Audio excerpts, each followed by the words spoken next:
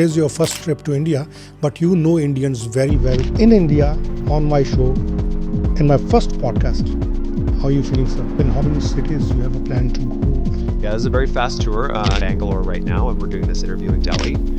We'll be going to Chandigarh up north, and we'll be going to Mumbai as well. I think there's a real window that's open right now for relations between Canada and India, and so whether it's energy or softwood or metals and minerals, the things that India needs to grow and expand. What kind of sectors, especially when we are talking about the British Columbia's softwood lumber, the AI or the clean tech industry, particularly from our Honorable Prime Minister Mark Carney, like these trade missions, because there are going to be certain things where you need federal help or federal approach. Because the Prime Minister of Canada and Prime Minister Modi had that initial meeting in Kananaskis. Perfect. And I know your time is very precious and you have to go to so many places in this short visit.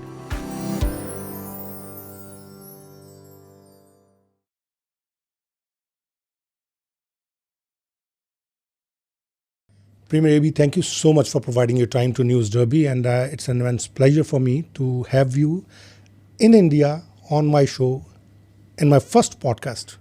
How are you feeling, sir, in India? Well, first of all, congratulations on News Derby setting down a base here in India. That's very exciting and very good news for your viewers. I'm glad to be here too. This is actually my first visit ever to India personally, Wow. And I was thinking about it. It is the first visit of any member of my family from either side to India. So the Ebys are excited to be here. That's great. Premier, this mission comes at a very important moment to strengthen economic ties between British Columbia and India. Mm-hmm. So what are the primary objectives, and how do you envision this mission supporting good jobs and economic diversification for British Columbians?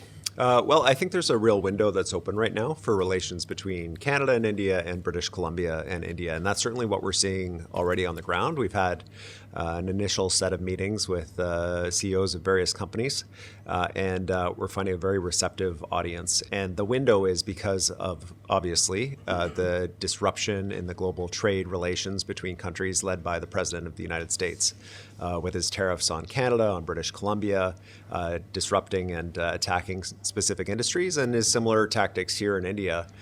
Both Indian companies and BC companies and our BC government are looking for opportunities to diversify our trade relationships and build on the trade we already do with India. So whether it's energy or softwood or metals and minerals, the things that India needs to grow and expand, the fuel for the massive growth that's happening here, or relationships around technology, innovation, we can really deepen our relationships here. So in how many cities you have a plan to go, and is there any particular specific industries you are looking for? Yeah, this is a very fast tour. I'm here with the Minister for Jobs. We've kind of divided things up a little bit. He's in Bangalore right now, and we're doing this interview in Delhi. We'll be going to Chandigarh up north, and we'll be going to Mumbai as well. And the goal here is just a survey of meetings with companies and with government leaders, national and local, to get a sense about, for our next visit, how we deepen those relationships and really build on trade, creating jobs and opportunity for British Columbians. And I'm pretty sure, because as you said, it's a very fast or quick trip. So this is like, seeding the pitch right now. But with this, British Columbia is already India's strongest or largest trade partner in Canada. I think the bilateral goods trade reaching 2.1 billion in 2024, if I'm not wrong. So with this strong network, what kind of sectors, especially when we are talking about the British Columbia's softwood lumber, the AI or the clean tech industry, are these sectors as well where you are finding some potential growth? Yeah, we're really, for our part, prioritizing softwood lumber. The sector is under direct attack from the United States. Mm-hmm. People are losing their jobs. Our mills are under huge strain. We already sell wood here in India.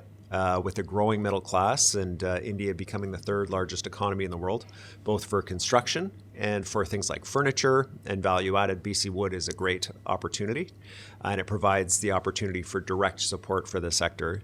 But what we're hearing here as well is there's a desperate need for energy. and from stable, reliable partners like Canada and British Columbia. That there is a significant need for critical metals and minerals like copper, rare earth elements for making those magnets that China has particularly cornered the market on, that there's a desire to find other sources for those kinds of metals and minerals.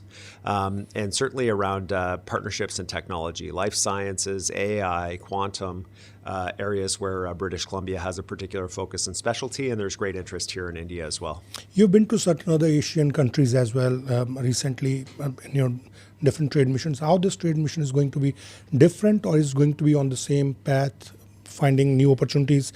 And maybe if you can give me some highlight on the specific investments or partnership opportunities that you can highlight, or you are going to highlight, to attract Indian capital or expertise to British Columbia. Yes. So this is different than our missions to Asia, because this is the first time that I've been here, and it's the first time the BC government has been present in India since 2014. With Asia, we've had a couple of visits now. We've been able to build on those relations, and they're showing up in significant capital investments in British Columbia, like LNG Canada Phase 2, which will be the largest private sector investment in Canadian history if that decision is made to go ahead with it this year. For India, this is the first visit, and so it's a fact-finding mission. It's an opportunity to reset and reorient those relationships and to build on the momentum we're seeing that the Prime Minister of Canada has created in partnership with the Prime Minister of India to warm relations and to get back to the table to where India and Canada are friends and allies and democracies working together on the world stage. I think it's a very positive development, and I hope that those discussions continue at the national level. But for us, our focus is on the companies, the subnational governments, and keeping those people-to-people ties. And what I've found in Asia, and what has been the case here, I think, is that a lot of this is relationship-based. People want to know who the government is that they're dealing with, the officials they're dealing with, the companies. They want to have that personal relationship. Even the largest companies here want that. And so this is opening the door for BC companies so that the Indian companies that they're going to partner with, they know who they're dealing with, and they're able to invest with confidence. Definitely, you touched a very key point, the people-to-people ties. And we know British Columbia is a home to a vibrant Indo-Canadian community, and since you are visiting for the first time in India, so how do these strong relations, or the people-to-people ties through family connections, through cultural exchanges, or through shared communities, strengthen the foundation for this bilateral trade mission? Well, it's really crucial, and what the people-to-people ties, the family relations, the business relations that already exist between British Columbia and India, what they provide for us is a head start. It means that the trade is already happening. As you mentioned, we're leading Canada in terms of trade with India, but India is our 7th largest trading partner in British Columbia. It should be much higher on our list. And by moving India up the list and increasing that trade will reduce our dependence on the United States, which will make us more independent from some of the decisions that are made there. So having those person-to-person ties means that the businesses are already importing from India. They're already exporting to India, the small, medium, and large businesses, and it gives us a foundation to build on here. Many of the companies we're meeting with are already doing some level of trade with British Columbia, and we're meeting to find out how they can do even more. Premier Eby, you said, and Mr. Mark Carney is saying as well, that we want to go for non-US markets. How will you balance this, the trade or industry or economic opportunities, not to the whole US, but to Washington or California state-wise? We have a relation with them. We do. Yeah, and I think that this is the paradox of what's happening with the U.S. right now, is we have a president that is attacking specific markets in Canada, specific industries that are supporting a lot of jobs in our country. And yet, at the subnational level, when I talk to the states that we have relationships with, they want to have a constructive relationship with us. They understand the trade, how it benefits them, how we're their largest customers, and vice versa. And so hopefully this is a moment that will ultimately pass. But the reality is that I think for Canadians is we can't go back to where we were before, of pretending that we can rely entirely solely on the United States and not take the steps to diversify and also to stand on our own feet, whether it's with respect to our military or whether it's respect to our economy or whether it's respect to our culture. We have to stand up independently as Canadians, and part of that means having strong relationships with other countries and other businesses around the world. It's something that Canadians have not always done well, but I think universally we all agree it needs to be a priority now, and that's why I'm here.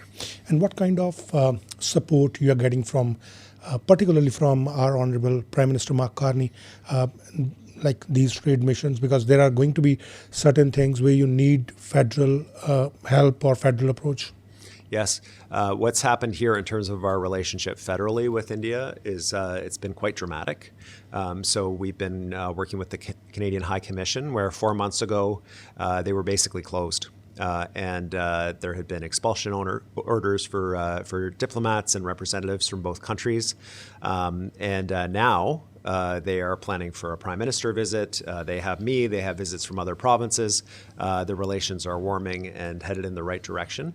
And it's been very sudden, and it's been because the Prime Minister of Canada and Prime Minister Modi had that initial meeting in Kananaskis. They've signed with their senior ministers a memorandum of understanding, and I think are both interested in addressing the issues of concern that both countries have and moving forward as friends, which I think is a very positive thing. So the Prime Minister is very supportive of our work here, and I'm grateful for that support, and we'll continue to work with the federal government to be in lockstep to build opportunities for all Canadians. Premier Eby, once again coming back to the Indo-Canadian diaspora. The Indo-Canadian diaspora has a proven record of entrepreneurship and cross-border networks. How can the members of this community actively contribute to the success of your trade mission when you are visiting from south to north and east to west? Well, I think that there was a lot of uncertainty during the period of very low relations between India and Canada. And that may have led businesses in British Columbia and individuals to be reluctant to engage in international trade with India and to deepen their relationships. I think my message for the diaspora would be that that is changing very quickly.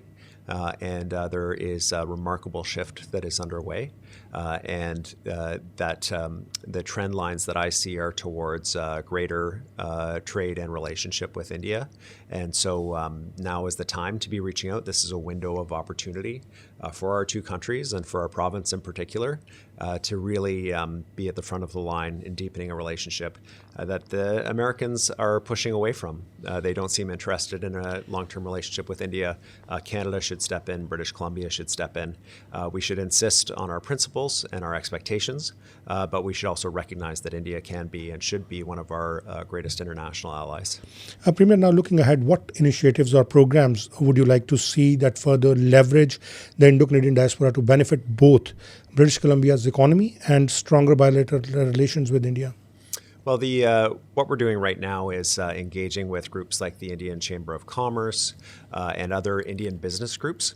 They're interested in visiting British Columbia, coming over to bring businesses and delegations with them to learn more about opportunities in British Columbia. We'll be doing the same thing, working in British Columbia to find businesses and business organizations that will come over here in order to, with us, with our support, to be able to deepen those relationships. Those government constructed opportunities for relationship are going to be very, very important, but so will the independent efforts of each of these businesses that are in British Columbia and in India. And so really encouraging people to take that initiative as well. And Premier, given the positive momentum, as you said, that you are meeting with Chamber of Commerce and certain other industry leaders, what measurable outcomes do you hope to achieve from this mission, and how will they translate into tangible benefit for the people of both India and British Columbia? We've been here for about 48 hours. And already there's been a memorandum of understanding signed between Simon Fraser University and the Indian Hydrogen Association. Wow. That means additional opportunities for research that's developed at SFU and companies that are associated with SFU to work with the hydrogen sector here in India. The Hydrogen Association is very closely tied to India Oil. and Indian Oil has made significant commitments to developing hydrogen. So there are great opportunities that are coming from that.